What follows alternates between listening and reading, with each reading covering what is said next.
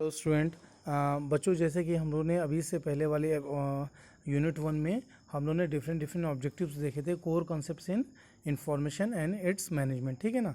तो इसमें हम लोग डिफरेंट डिफरेंट पॉइंट पे डिस्कस भी किया हुआ था। क्या क्या था?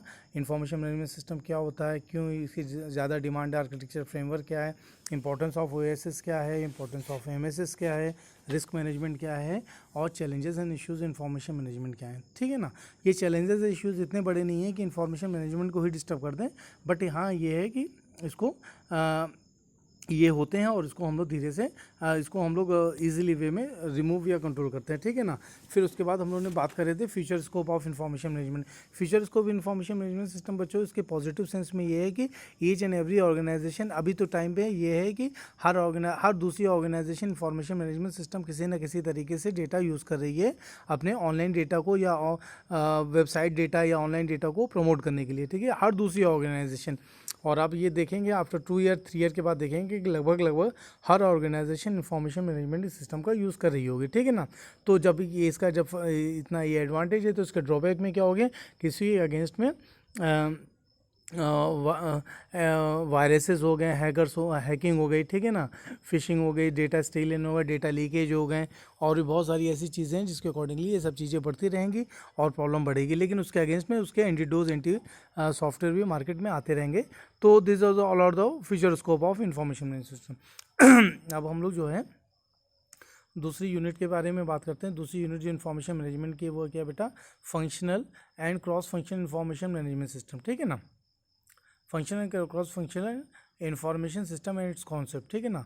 तो इसमें अगर हम लोग बात करें कि फंक्शनल एंड क्रॉस फंक्शनल क्या होता है, तो दो टाइप के सिस्टम होते हैं बच्चों। एक सिंपल सिस्टम होता है, जैसे कि हमारा अकाउंटिंग का सॉफ्टवेयर हो गया, एचआरएमएस का सॉफ्टवेयर हो गया, और बैंकिंग का सॉफ्टवेयर हो गया। तो ये सब हमारे क्या होते हैं, सिंपल सॉफ्टवेयर होते हैं। देखो, फंक्शनल सिस्टम हमेशा नीड से फंक्शनल सिस्टम हमेशा डिज़ाइन कर दिया जाता है, और डिज़ाइन करने के बाद मार्केट में लॉन्च करते हैं। मार्केट में लॉन्च करने के बाद फिर उसको देखते हैं कि इसकी फिजिबिलिटी, इसकी अप्रोच क्या है, और उसके बाद कस्टमर फीडबैक देखते हैं। अगर कस्टमर फीडबैक ने सही फीडबैक दिया है तो it's a very good. Customer feedback ने अगर फीडबैक गलत दिया है तो उसको फिर से रीवेरीफाई करके उसको सही करते हैं। तो ये फंक्शनल होता है, पहले बना दिया जाता है फिर मार्केट में लॉन्च करते हैं।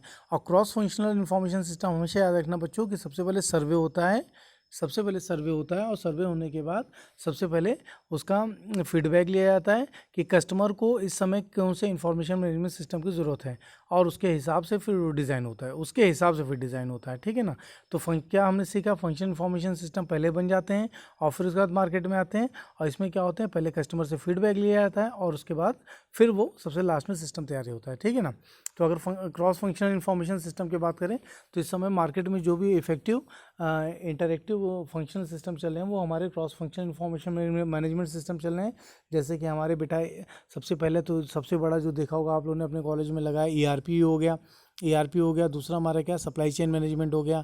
फिर हमारे क्या होते हैं, कस्टमर रिलेशनशिप मैनेजमेंट होते हैं, सीआरएम होते हैं। तो this all are the number of a different kind of cross functional information management system which are very effective, which are a very good, which are a very 100% target oriented software, जिनका use करते हुए हर organisation बहुत ही ज़्यादा benefit issue में utilise करती है।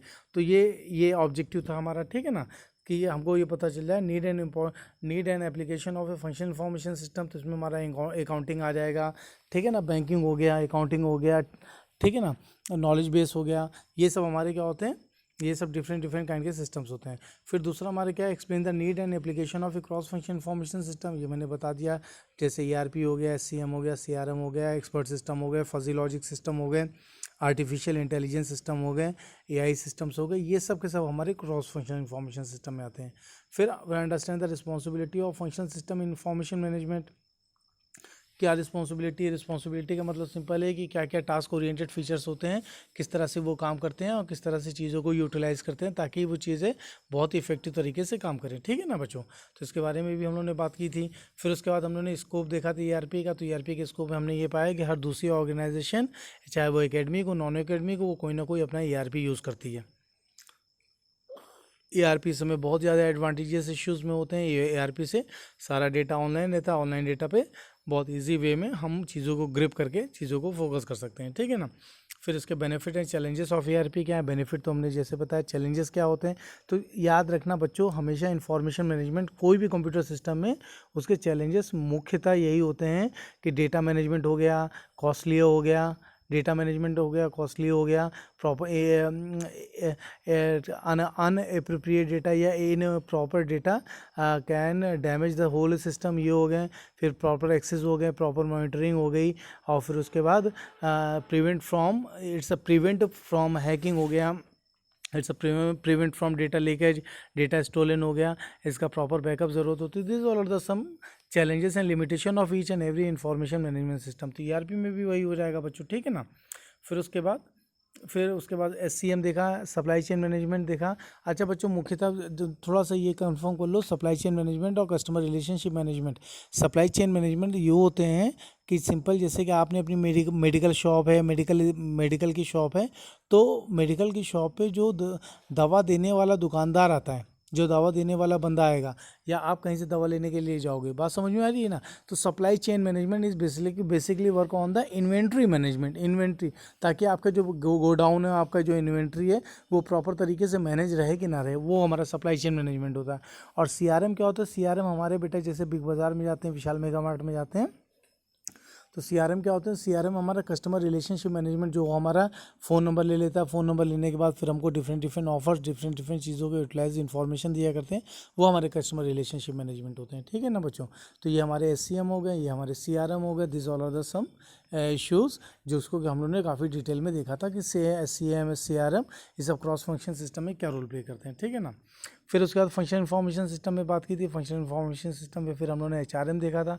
देखो रामस्वरूप में भी एचआरएम इसका सॉफ्टवेयर चलता है, जिसमें एम्प्लॉय की सैलरी से लेकर एम्प्लॉय का अप्रेजल, एम्प्लॉय की डेली अटेंडेंस, और एम्प्लॉय का लीव मैनेजमेंट, लीव बैलेंस, और एम्प्लॉय के बारे में अगर उसने कुछ अपना अच्छा काम किया तो उसको अप्रेजल, और इसी से मिलती जुलती बहुत सारी चीज़ें, कस्टमर को एम्प्लॉय की प्रॉपर कब से ज्वाइनिंग की है, कब से है, उसके फैमिली मेम्बर्स का क्या स्टेटस है, उसका रहना कहाँ पर है, उसका bank account detail, all the beneficiary issues of HRM, वो सब के सब हमारे ह्यूमन रिसोर्स मैनेजमेंट सिस्टम में इम्प्लीमेंट होते हैं। और एचआरएमएस जो होता है, ये फंक्शनल इंफॉर्मेशन सिस्टम का एक पोर्शन होता है। फिर एचआरएमएस की क्या क्या एडवांटेज एंड ड्रॉबैक होता है। जैसे हम लोग अगर एडवांटेज की बात करें तो एडवांटेज तो बहुत सारे होते हैं, ठीक है ना। लेकिन अगर ड्रॉबैक के बारे में बात करें तो ड्रॉबैक यही होता है कि हमारा वही इन्फॉर्मेशन मिलेगी, proper data is require, proper periodically update the data, और prevent data from unauthorise access, and lot of the feature filtration, firewall and many more activity are just to be planned to manage all these data। तो बच्चों ये हमारे जो है, ये unit 2 के कुछ ऑब्जेक्टिव थे जो एग्जाम के पॉइंट ऑफ व्यू से बहुत ज़्यादा इंपॉर्टेंट है और रोल प्ले करते हैं, ठीक है ना बच्चों। तो ये हमारा हो गया। फिर उसके बाद जो अगर हम लोग बात करते हैं, ठीक है ना, फिर इसके यूनिट में देख लो कि हम लोग ने क्या क्या पढ़ा था। हम लोग ने function enterprise definition and function information के बारे में बात की थी, फिर क्रॉस फंक्शन के बारे में बात की थी, ईआरपी को हम लोग ने बिजनेस बैकबोन बताया था, फिर application and benefits of ERP के बारे में बात की थी, फिर हम लोग ने क्या बात की थी, चैलेंजेस ऑफ ईआरपी के बारे में बात किया था, फिर SCM and CRM information management बात किया था, फिर application benefit of SCM and CRM के बारे में बात किया था, तो what are the challenges of SCM and CRM के बारे में बात किया था, फिर role of HRM system information management में बात किया था, फिर application benefit and challenges of HRM system के बारे में बात किया था। तो this all are the some issues जिसको कि हम लोगों ने यूनिट 2 में देखा था बच्चों, ठीक है ना। ओके बच्चों, thanks a lot, thank you for all.